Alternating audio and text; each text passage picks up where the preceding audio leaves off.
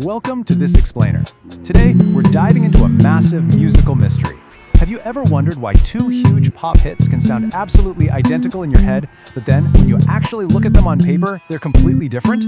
Well, buckle up, because we're looking at the fascinating intersection of pop culture, music theory, and a huge copyright lawsuit. We're gonna unpack exactly why Miley Cyrus's smash hit Flowers triggers this profound sense of musical deja vu, specifically linked to Bruno Mars's 2012 track, When I Was Your Man. Honestly, if you've heard both of these songs, you know exactly what I'm talking about. You've probably felt that uncanny, undeniable feeling that you already know the melody, literally the very first time you hear the song. But why exactly does our brain do that? Turns out, millions of people experience this exact same viral brain itch. I think this Reddit user BreeDark absolutely nailed it. They wrote that it, quote, is just so goddamn familiar. I can't listen to it without getting this itch in my brain. And, this wasn't just an isolated feeling. Listeners everywhere were scrambling. People were searching online for mashups, musical theories, basically any explanation to finally scratch that itch. Well, this widespread listener confusion didn't just stay in Reddit comment sections, no.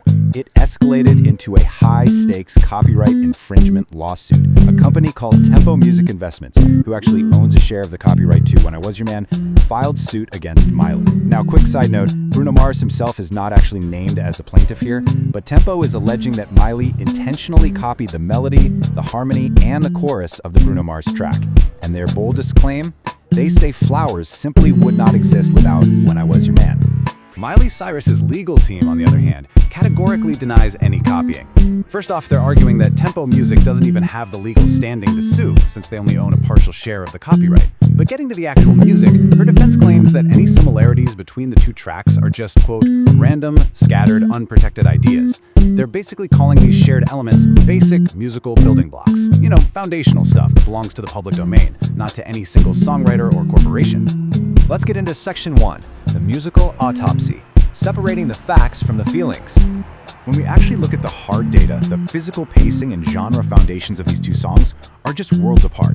Miley's Flowers clips along at a really upbeat 118 beats per minute. It's got this disco-light funk feel with a heavily syncopated groove. But then look at Bruno's track.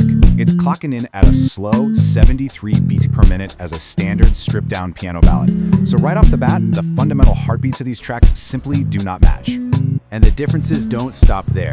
Yes, both songs are in the key of C, and yes, they both start on an A minor chord, but their structures diverge almost immediately. Just look at the verses. Miley sits on A minor, C, G, and a C major 7. Bruno, meanwhile, walks down completely different paths, bringing in D minor and G7. The pre-choruses don't match, the choruses are wildly different. Musically speaking, these two tracks aren't even speaking the same dialect.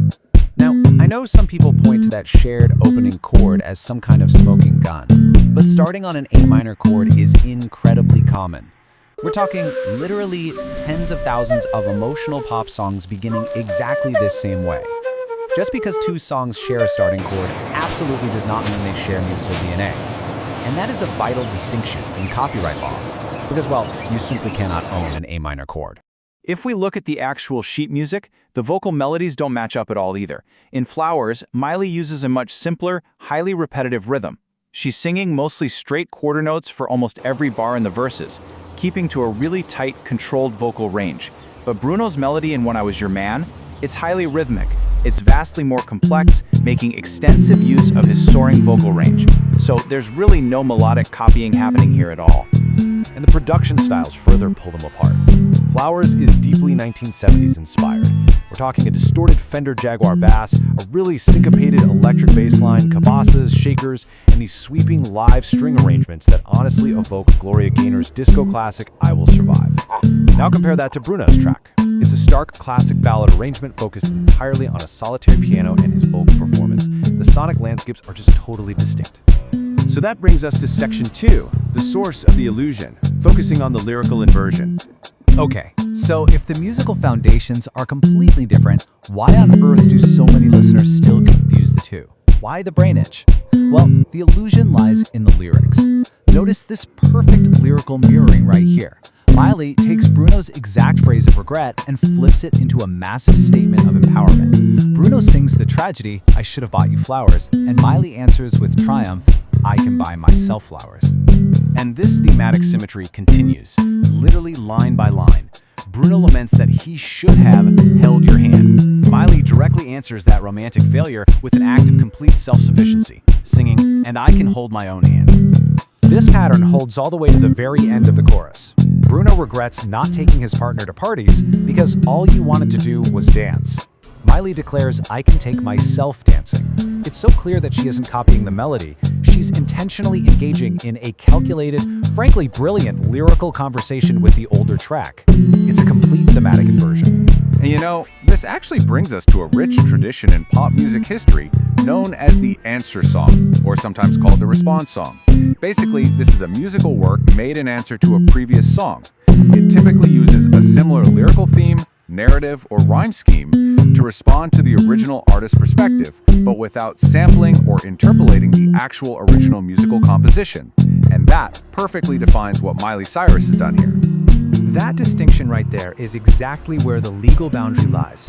As music content creator Adam Barrera points out, quote, "If Miley had sung the lyrics using the same melody as When I Was Your Man, this would have been an interpolation, and we would have seen Bruno and his co-writers credited. Because the actual chords and notes are completely different, this is legally considered a thematic response rather than a musical interpolation, which totally explains the intentional lack of shared songwriting credits." So, getting back to our main question, why do we confuse them anyway? It really comes down to the psychology of cognitive dissonance.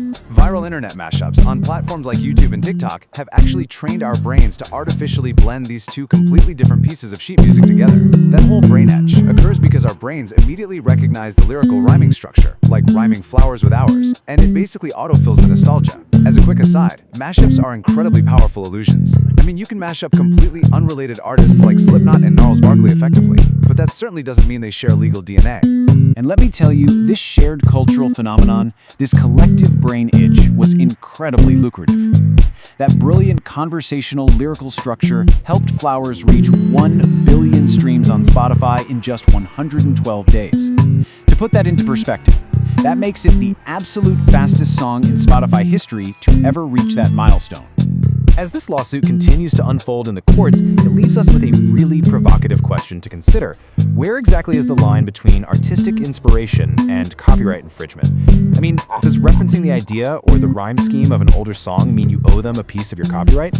It's a fascinating debate about how we consume pop music, and whether a brilliantly executed conversational lyric crosses the boundary of musical ownership.